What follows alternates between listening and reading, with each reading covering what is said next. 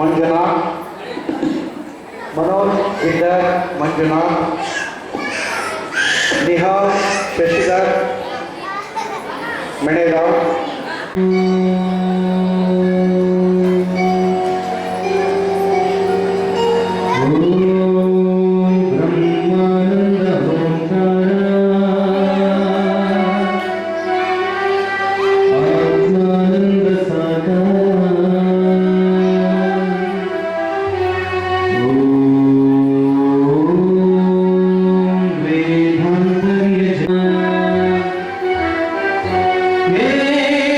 दिन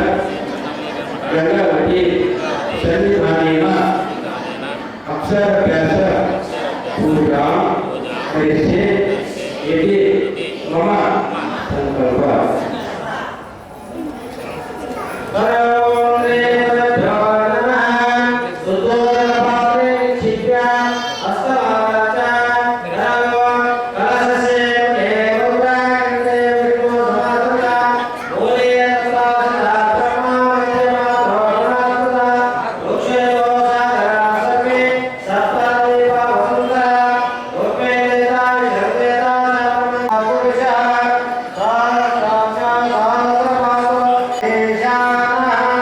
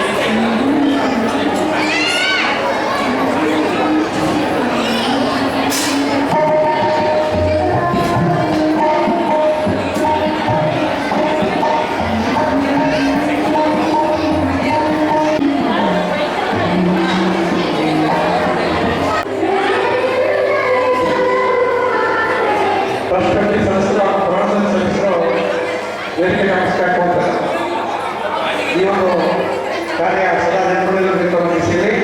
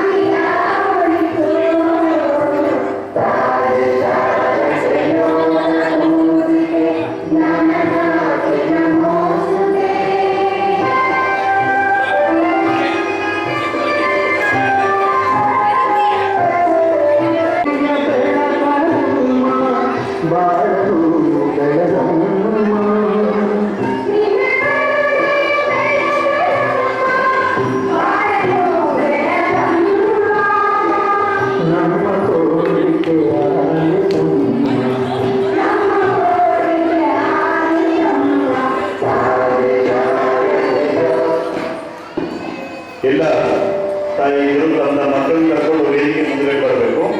ಇಲ್ಲಿ ಮುಂದೆ ಕೊಡೋಣ. ನಿಮಗೊಂದಿಷ್ಟು ಸೂಚನೆಗಳು ಹೇಳೋದವ. ಅಕ್ಷರಾಭ್ಯಾಸ ಆದ್ಮೇಲೆ ಮುಂದೆ ಏನು ಮಾಡಬೇಕು ಎಲ್ಲರೂ ಅಲ್ಲಿ ಮುಂದೆ ಬರಬೇಕು.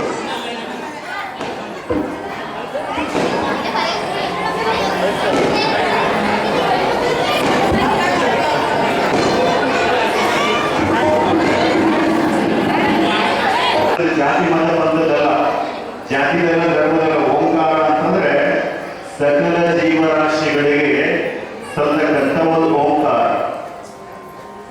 ಈ ಒಂದು ಸೂರ್ಯ ಮಂಡಲದಲ್ಲಿ ಕೂಡ ಸೂರ್ಯನು ಕೂಡ ಓಂ ಅನ್ನುವಂಥ ಉಚ್ಚಾರವನ್ನೇ ಬರುತ್ತದೆ ಅಂತ ತಿಳ್ಕೊಂಡು ಮೊನ್ನೆ ತಾನೇ ಇಸ್ರೋ ವಿಜ್ಞಾನಿ ಹೇಳ್ಯಾರ.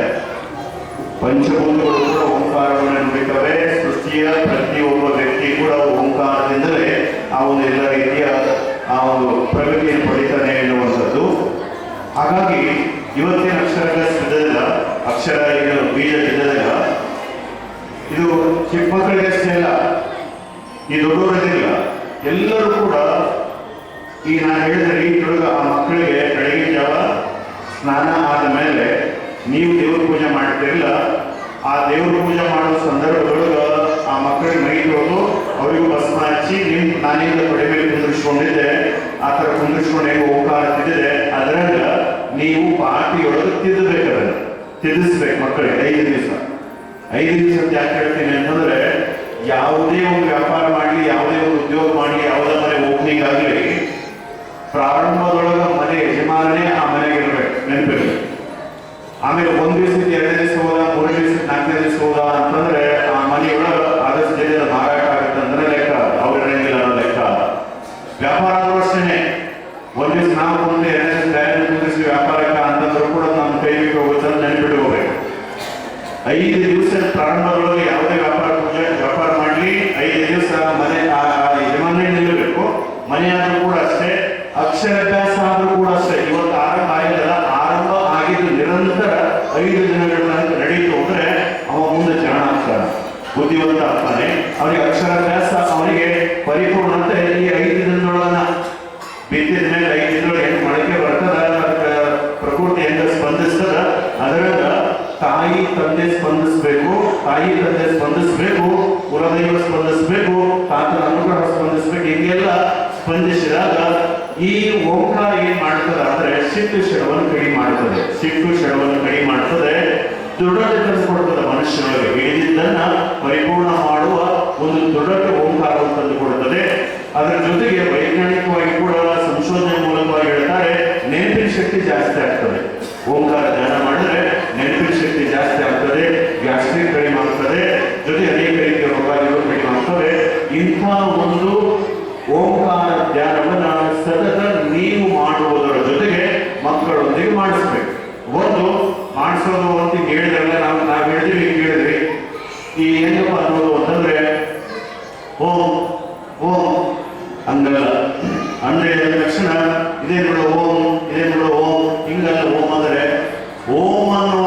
ಅಕ್ಷರದೊಳಗ ಅಕಾರ ಉಕಾರ ಮಕಾರ ಆ ಉ ಮ ಈ ಮೂರು ಸೇರಿದಾಗ ಓಂ ಅನ್ನುವಂಥ ಅಕ್ಷರ ಆಗ್ತದೆ. ಅ ಅಂದಾಗ ಆ ನೀವು ಲಕ್ಷ್ಯ ಕೊಡಬೇಕು, ನೀವು ಸ್ವಲ್ಪ ಅನ್ನುವಾಗ ಉಚ್ಚಾರ ಹೆಂಗಿರ್ಬೇಕು ಅಂದ್ರೆ ಈ ಟೋಟಲ್ ಹೊಟ್ಟೆಯೊಳಗಿನ ಗಾಳಿ ಈ ಎದೆವರೆಗೆ ಬರ್ತದೆ. ಆ ಅಂದಾಗ ಊ ಅಂದಾಗ ಎದೆಯಲ್ಲಿನ ಗಾಳಿ ಕಂಠದವರೆಗೆ ಬರ್ತದೆ. ಊ ಮ ಅಂದಾಗ ಈ ಕಂಠದ ಗಾಳಿ ಹೊರಗೆ ಬರ್ತದೆ. ಈ ಮೂರೂ ಕಡೆಯಿಂದ ಈ ಎಲ್ಲ ರೀತಿಯಿಂದಾದಾಗ ಈ ಇಷ್ಟರೊಳಗೆ ಬರ್ತಕ್ಕಂಥ ಎಲ್ಲ ಚಕ್ರಗಳು ಶುದ್ಧಿ ಆಗೋದ್ರ ಜೊತೆಗೆ ಅಂದಾಗ ಇಲ್ಲಿವರೆಗೂ ಸಹಸ್ರದಳದಿಂದ ಆಧಾರ ಚಕ್ರದ ಮೂಲಕ ಭ್ರೂಣದ ಮೂಲಕ ಈ ಮೆದುಳೊಳಗ ಎಲ್ಲ ನರಗಳು ಅನ್ನೋ ರೀತಿಯೊಳಗ ಅವು ಫುಲ್ ಆಕ್ಟಿವೇಟ್ ಆಗ್ತಾವ. ಎಲ್ಲ ರೀತಿಯಲ್ಲೂ ಕೂಡ ಬ್ರೈಟ್ನೆಸ್ ಜಾಸ್ತಿ ಆಗ್ತದೆ, ಕಣ್ಣು ಬ್ರೈಟ್ನೆಸ್ ಜಾಸ್ತಿ ಆಗ್ತದೆ, ಮುಖ ಬಹಳ ಚಂದ ಸೇರ್ತದೆ. ಅದ್ರ ಜೊತೆಗೆ ಇನ್ನೊಂದು ಏನು ಅಂದ್ರೆ ಅವಾಗ ಆ ನೆನಪಿನ ಶಕ್ತಿ ಎಲ್ಲ ರೀತಿಯಲ್ಲೂ ಕೂಡ ಉದ್ಧಾರ ಆಗ್ತದೆ. ಅದನ್ನ ಪ್ರತಿ ದಿವಸ ನೀವು ನಿಮ್ಮ ಮನೆಯೊಳಗ ಬೆಳಗಿನ ಜಾವ ಆಮಂತ್ರಿ ಮಂತ್ರ ಯಾವ್ಯಾವ ಮಂತ್ರ ಏನೇನೋ ಮಾಡಿದ್ರೆ ಅದು ನಿಮ್ಮ ವೈಯಕ್ತಿಕ. ಆದ್ರೆ ಈ ಓಂ ಅನ್ನುವಂಥ ಅಕ್ಷರ ಸ್ನಾನ ಮಾಡಿದ ಮೇಲೆ ದೇವರ ಎದುರಿಗೆ ಹಿಂಗೆ ಕುಂತು ಈ ಜ್ಞಾನೋದಯಗಳು ಕುಂತು ನೀವೇನಾದ್ರೂ ಒಂದು 5 ದಿವಸ ದಿನಕ್ಕೆ 5 ಸಲ ಓಂ ಅನ್ನುವಂಥ ಶಬ್ದ ಉಚ್ಚಾರ ಮಾಡಿದ್ದೆ ಆಗಿದ್ರೆ ಮನೆಯಾಗ ಋಣಾತ್ಮಕವಾಗಿರ್ತಕ್ಕಂಥವು ಎಲ್ಲವೂ ಹೊರಗೋಗ್ತವೆ, ಧನಾತ್ಮಕವಾಗಿರ್ತಕ್ಕಂಥ ಎಲ್ಲ ಸಂಬಂಧಗಳು ನಿಲ್ತವೆ. ಅದರ ಜೊತೆಗೆ ವಾಸ್ತು ದೋಷ ನಿವಾರಣೆ ಆಗ್ತದೆ, ಎಲ್ಲ ವ್ಯವಹಾರಗಳು ಶುದ್ಧ ಆಗ್ತವೆ, ಒಳ್ಳೆ ಆರೋಗ್ಯ ವೃದ್ಧಿಸ್ತದೆ. ಇಷ್ಟೆಲ್ಲ ಕೆಲಸ ಒಂದೇ ಒಂದು ಅಕ್ಷರದಿಂದ ಆಗ್ತದೆ, ಇಲ್ಲ ಒಂದೇ ಒಂದು ಅಕ್ಷರದಿಂದ. ನಾವು ಒಂದಿಷ್ಟು ಜನ ಏನ್ ಮಾಡ್ತೀವಿ ಅಂತಂದ್ರೆ ಏನೇ ಜನ ನಾವು ಆಯುರ್ವೇದಿಕ್ ಹಾಸ್ಪಿಟಲ್ಗೆ ಹೋಗಂಗಿಲ್ಲ. ಆಯುರ್ವೇದಿಕ್ ಧನ್ವಂತರಿ ನಮ್ಮ ದೇಶದಾಗ ಹುಟ್ಟಿದ್ದು ಒಳ್ಳೆ ಒಂದ್ಸಲ ಜಡ್ ಕಡಿಮೆ ಅಂತ ಬರಂಗಿಲ್ಲ. ಅಲೋಪತಿಗೆ ಜಾಸ್ತಿ ಹೋಗ್ತೀವಿ ನಾವು. ಅಲೋಪತಿಗೆ ಯಾಕೆ ಹೋಗ್ತೀವಿ ಅಂತಂದ್ರೆ ಸಣ್ಣ ಒಂದು ಇಂಜೆಕ್ಷನ್ ಒಂದಿಷ್ಟು ಗುಳಿಗೆ 2 ದಿನದಾಗ ಆರಾಮ ಆಗ್ತದ ಅಂತ ನಾವು ಹಿಂಗೆ ಅಂತೀವಿ. ಅದರಿಂದ ಎಫೆಕ್ಟ್ ಮಾಡಿರ್ತಾವ. ಸರಿ, ಇದ್ಯಾಕೆ